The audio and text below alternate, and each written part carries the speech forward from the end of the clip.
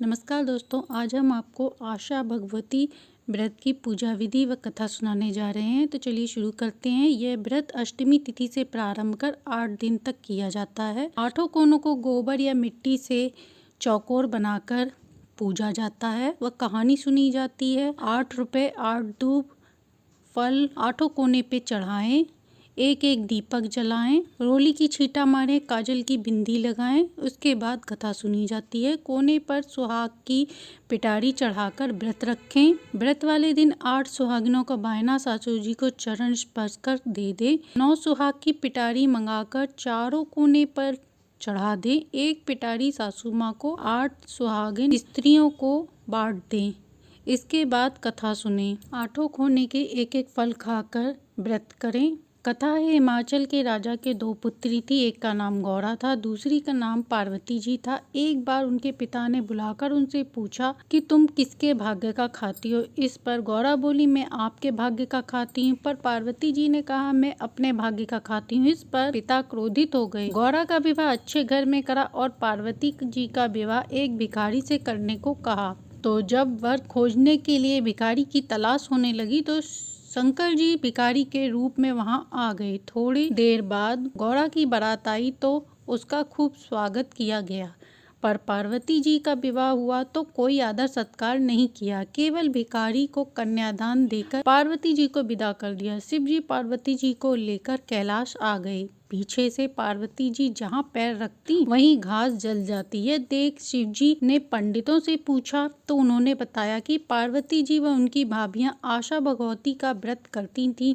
सभी ने अपने अपने पीहर जाकर उज्जमन व्रत किया, परंतु पार्वती जी ने नहीं किया। यदि यह भी अपने मायके जाकर व्रत करें तो सब दोष दूर हो जाएगा। इस प्रकार पंडित जी के कहने पर शिव जी पार्वती जी के लिए पीहर जाने को तैयार हो गए। रास्ते में देखा पार्वती जी ने कि एक औरत को बच्चा होने वाला है और वह बहुत कष्ट में है। तब उन्होंने शिव जी से कहा कि मेरी कोख बांध दें। तब शिव जी ने कहा कि एक बार कोख बंद होने पर पुनः नहीं खुल पाएगी। आगे आने पर एक घोड़ी को बच्चा होने वाला था, वह भी बहुत पीड़ा में थी। पार्वती जी ने फिर कहा, बच्चा होने में बहुत कष्ट होता है, आप मेरी कोख बंद कर दो। तब शिव जी ने कहा, एक बार बंद होने पर कोख नहीं खुलती है, तब बहुत पछताओगी। अंत में शिव जी ने पार्वती जी की कोख बांध। दोनों लोग आगे पहुंचे तो देखा मैका आ गया।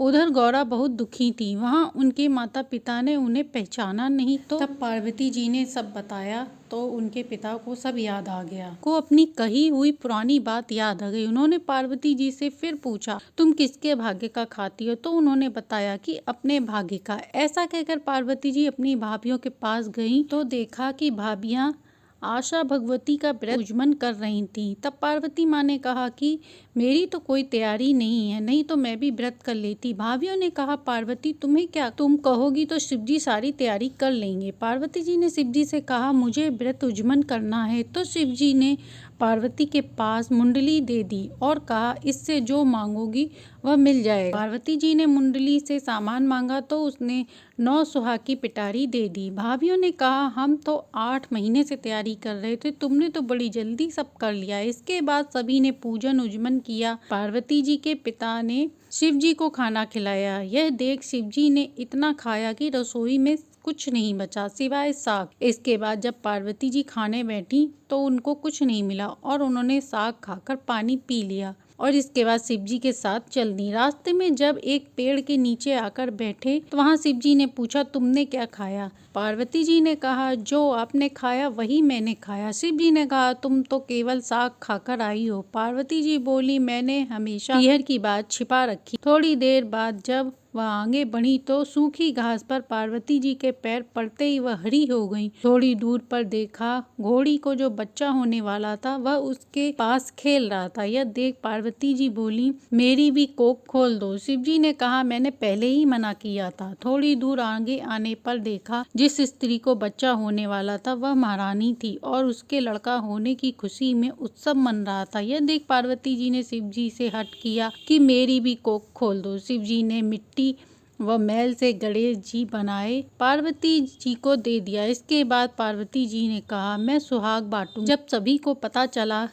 कि पार्वती जी सुहाग बांट रही हैं तो सारी स्त्रियां जल्दी से पहुंच गईं। बस ब्राह्मण व वैश्य की देर से पहुंची। शिव जी ने कहा इन्हें भी सुहाग दे दो। तब पार्वती जी ने कहा मैं तो सुहाग बांट चुकी हूँ। इसके बाद पार्वती जी ने अपनी छोटी उंगली में चीरा लगाकर उन पर छिड़क दिया। हे पार्वती माँ, जैसे आपने उन्हें सुहाग दिया वैसा ही सभी को देना। यह व्रत कुंवारी लड़कियां अच्छे पति की कामना से करती हैं। पार्वती जी ने भी कुंवारेपन में ही यह व्रत किया था और सुहागिन स्त्रियां अपने सुहाग की लंबी उम्र के लिए यह व्रत करती हैं। तो ये थी आशा भगवती माँ की कहानी व पूजन विधि। अच्छी लगी हो तो लाइक एंड सब्सक्राइब करें।